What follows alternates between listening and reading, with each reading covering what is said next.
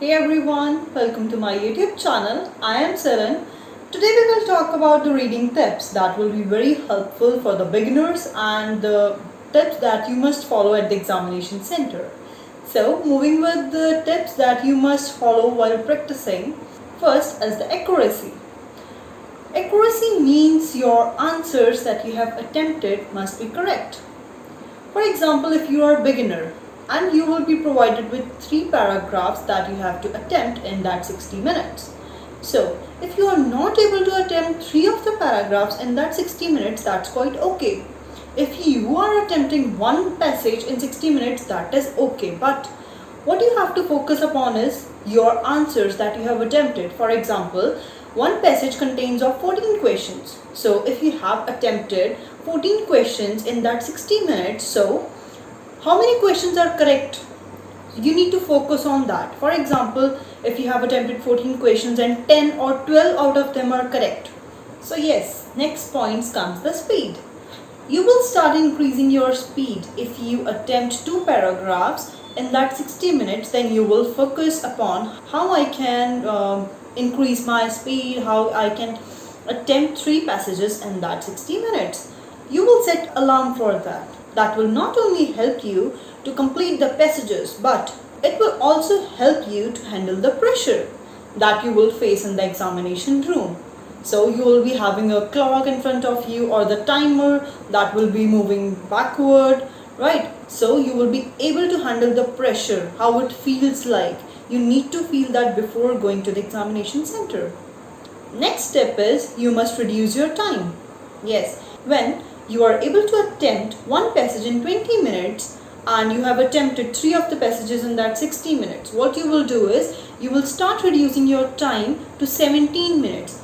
Yes, you will attempt one passage in that 17 minutes so that you complete 3 of the passages in 51 minutes. So, what it will help you? It will help you to save 9 minutes. Because obviously there will be some questions you won't be able to find out, or you will be in a dilemma whether this is wrong or right. So what you will do is you will underline the questions that you haven't attempted, you will circle the questions so that you are left with the time and you are able to attempt that questions as well. Right, moving on to the next point, leave the questions that you don't know. Yes, this is the point connected. I have already explained it, that you will leave the questions that you don't know. Don't waste your time attempting those questions. For example, there is one question that you are not able to crack, so you are wasting your time instead of moving to the another passage. That will literally help you. Do not waste your time more than 1 minute, right? Next point is you will read the questions first. Yes, this is the technique I have applied to myself. There may be some people who find it easy to read the paragraph first and move on to the question next. But the technique I have followed is I read the questions first and then move on to the passage. With this, you will be able to know the points you need to highlight, the points or date. For example, the question consists of a date. It will be easy for you to find out the date, the author's name, or something similar words. You may find out the similar words, synonyms as well. So read the questions first. That will give you an idea that what the question is asking for instead of reading the whole passage. This will help you to use skim and scan technique. Yes, this is my next point. You do not have to read the whole passage.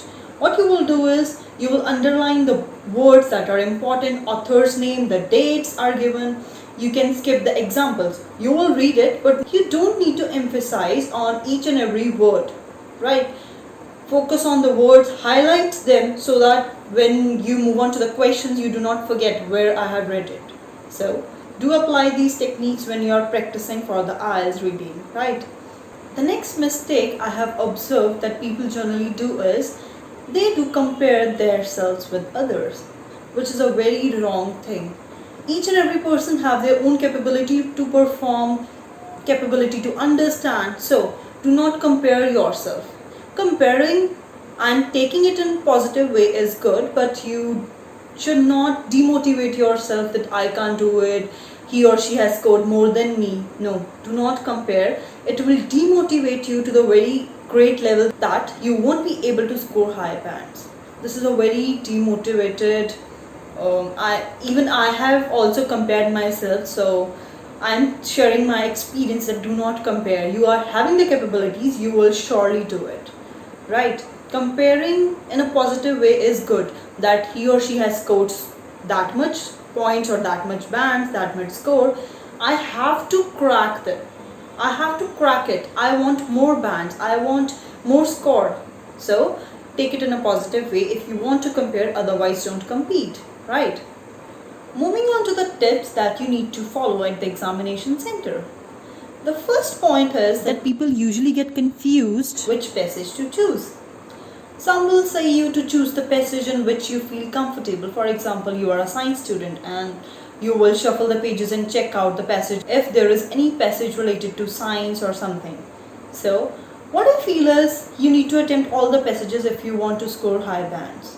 So obviously there is no need to check out. You have to attempt them. Starting with the first passage and moving ahead will be the best option, I find it. Because I think when you will shuffle the pages, at the very first moment you will get confused. Oh, this is the passage, I won't be able to do this, what is the heading? So when you will check all these things, you will obviously panic yourself. So do not do that. You need to attempt all the passages. And what I found is the difficulty level increases with the passage you move ahead. As I think the first passage is usually very easy and the difficulty level increase with the passage. That the third passage is is a bit difficult from the very first passage. So you must follow the pattern they have given you, the passages according to you are provided with, right? If you're comfortable, I'm not suggesting everybody that do the same technique, follow the same technique. You can go ahead with your technique which you follow the best, which you feel like it is good for me. You can go ahead with that as well. But I think you need to attempt all the passages if you want to score even the maximum or the minimum, that is the 6 bands. You need 24 points to score 6 bands. So obviously 2 passages consist of I think 26 to 28 questions. So all may not be correct as well. So try attempting all the passages. Next point is do not panic and do not look at others. Yes, this is the very basic point. This is for all modules. Do not check out what the others are doing. Concentrate on your own module, what you are attempting, what you are doing. If you will see others, oh, they have attempted all the questions, they have done this, you will obviously panic.